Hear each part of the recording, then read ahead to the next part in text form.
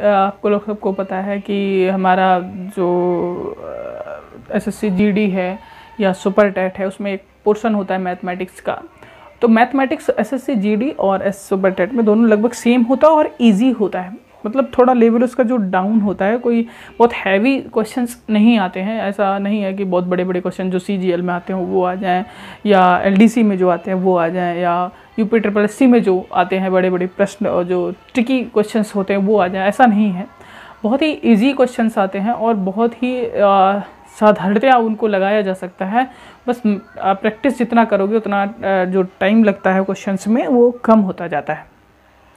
कहने का मतलब ये है कि मैथ तो वैसे ही प्रैक्टिस मांगती है, और ट्रिक का अगर आप लोगों ने सहारा ले लिया, ट्रिक को कहीं बाहर से नहीं दिया जाता है, ट्रिक आपको समझना होता है। मेन आपका होता है जब कॉन्सेप्ट समझ में आ जाता है किसी भी क्वेश्चंस का, कि कहाँ से प्रश्न ये कैसे घूम रहा है, कहाँ पे किसको क्या क्लिक करना है, कहाँ पे किसको कनेक्ट करना है, तो तभी उसको चेंज कर सकते हैं और फिर उसमें ट्रिक यूज़ कर सकते हैं। छोटी छोटी ट्रिक्स जो हम लोग यूज़ करके सवालों को बहुत आसान तरीके से लगा सकते हैं। कोई हैवी ट्रिक्स नहीं होती हैं, है ना, बहुत ही इजी होती है। बस आपको एक जब कॉन्सेप्ट समझ में आ जाता है कि सवाल में क्या क्या आ रहा है, सवाल बोल क्या रहा है, इस सवाल को क्या करना है, इस सवाल के साथ कैसे हम लोग डील करें, तब तक आप सवाल क्वेश्चंस को में ट्रिक यूज़ ही नहीं कर पाओगे। आपको पता तो चलना चाहिए कौन सी ट्रिक कहाँ पे यूज़ होनी है।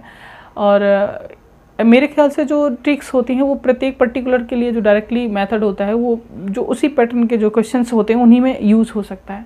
अगर आप लोग उस कॉन्सेप्ट को ही समझ लो कि कहाँ पे क्या यूज़ करना है, ठीक है, तो ट्रिक्स भी इजी ही आप लोगों को समझ में आ सकती हैं। तो मैं ये जो वीडियो बन रहा है, जो इसके पार्ट्स आएंगे वो नॉर्मली इजी पेपर्स जो है जैसे है सुपर टेट है और एसएससी जीडी है, इन्हीं के बेस्ड का है, कोई हैवी नहीं, बस कॉन्सेप्ट जो बेसिक नॉलेज है आपको वो देना चाह रहे हैं, ठीक है।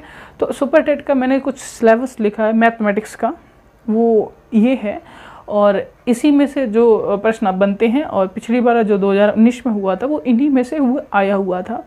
ऐसा नहीं होता है कि टोटल कितने टॉपिक हैं, 1 2 3 4 5 6 7 8 9 10 11 12 13 14 15 16 17 18, और शायद ये 2 टॉपिक को मैंने एक ही लिख दिया है। 19 टॉपिक है, मोस्टली 20 टॉपिक मान सकते हो या 18 टॉपिक मान सकते हो, क्वेश्चन तो 20 ही आने हैं।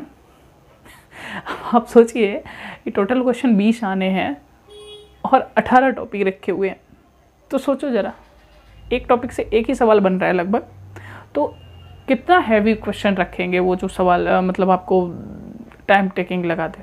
कुछ नहीं, कोई बड़ा सवाल नहीं होता है, बस हल्का सा घुमाया जाता है सवालों को आपको समझना है कि सवाल कहाँ से पूछा जा रहा है। तो सबसे पहले आपका अंकीय क्षमता और गणितीय संक्रियाएं। कहने का मतलब क्या है, अंकीय क्षमता ये जीडी का भी है, ऐसा नहीं है कि एसएससी जीडी में ना आता हो, दोनों में आ सकता है।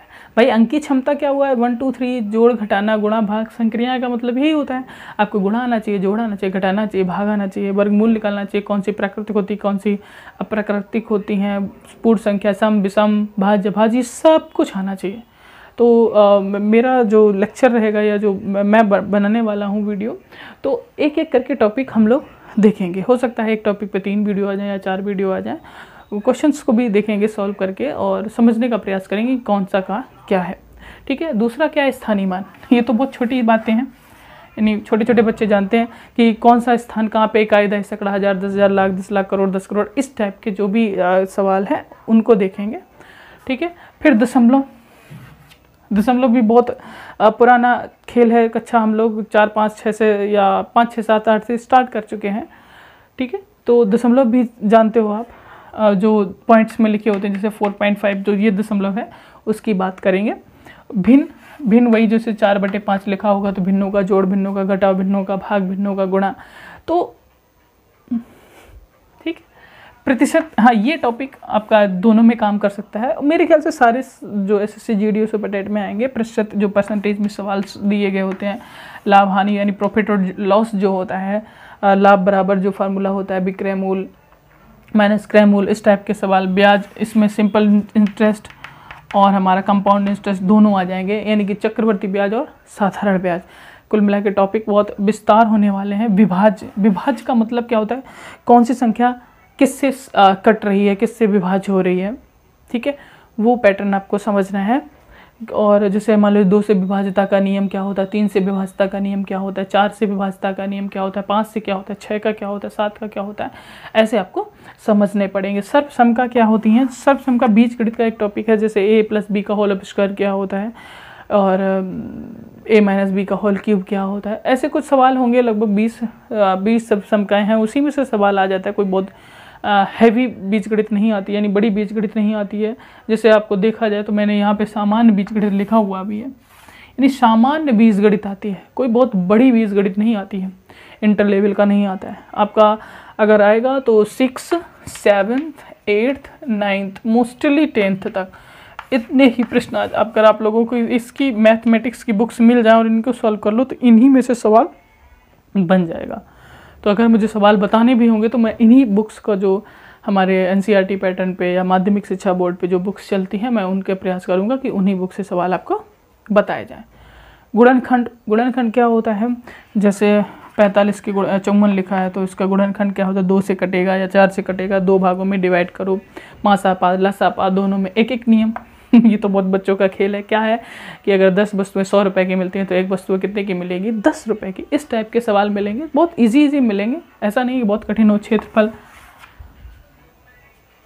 आयत का क्षेत्रफल, वर्ग का क्षेत्रफल, त्रिभुज का क्षेत्रफल, इस टाइप के सवाल मिलेंगे। औसत, एवरेज, है ना, एवरेज क्या हो जाता है, यानी पदों का योग बटे पदों की संख्या। ये बहुत रटे होंगे आप लोगों ने, अगर आप लोग तो बहुत बड़ी क्लास में पढ़ रहे होंगे, बहुत छोटी क्लासेस की बातें हैं, बहुत रटाया गया होगा। हाँ, जिसका मैथमेटिक्स है था ही नहीं पुराना सब्जेक्ट, उनको भी बहुत इजी तरीके से समझाने का प्रयास करेंगे, बहुत सरल तरीके से, सरल माध्यम से, जो आप लोगों को बिल्कुल समझ में ही आ जाए। ऐसा नहीं है कि समझ में ना आ जाए, ठीक है, प्रयास करेंगे बहुत धीरे धीरे से, बिल्कुल बेसिक लेके चलना है, ठीक।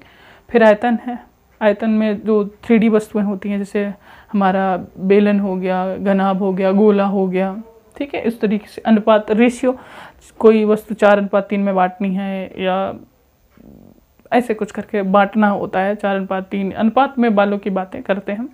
सामान्य ज्यामिति, ज्यामिति का मतलब होता है रेखा गणित, जिसमें हम लोग रेखाएं खींचेंगे, इसको 20 से काटेंगे तो कितने होगा, है ना, ये त्रिभुज इतने सेंटीमीटर का है, इतने सेंटीमीटर का, ये चीज़ें आती हैं। सांख्यिकी, इस टॉपिक से सवाल 1-2 जरूर पूछे जाते हैं, जिसमें आपकी माध्यिका, माध्य, बहुलक पूछा जाता है, ठीक। तो मेरे ख्याल से ये पूरे टॉपिक्स क्लियर हो जाएंगे। ऐसा कोई भी टॉपिक नहीं है जो आप लोगों के एसएससी, सुपर टेट और जीडी में ना आता हो, ठीक है। तो आपको कल या जो नेक्स्ट चैप्टर मिलेगा वो इसका मिलेगा, अंकीय क्षमता और गणितीय संख्याएं। तो अंकों के हिसाब किताब जानना होना चाहिए, प्राकृतिक संख्याओं के बारे में जाना आना चाहिए, मतलब आपको गणित का बेसिक समझाया जाएगा। उसके बाद आपको बढ़ते बढ़ते आपको लास्ट ये जो जितने भी टॉपिक हैं, 18 टॉपिक हैं, 18 टॉपिक हैं, 19 टॉपिक हैं, उनको सबको कवर किया जाएगा सवालों के सहित, ठीक है। बस आप प्रयास करते रहिए और आपका पेपर अच्छे से निकल जाएगा, चाहे वो जीडी का हो, चाहे वो सुपर टेट का हो, वो किसी का भी हो पेपर। पढ़ोगे तभी तो निकल पाएगा, और पढ़ोगे नहीं तो कैसे निकल पाएगा।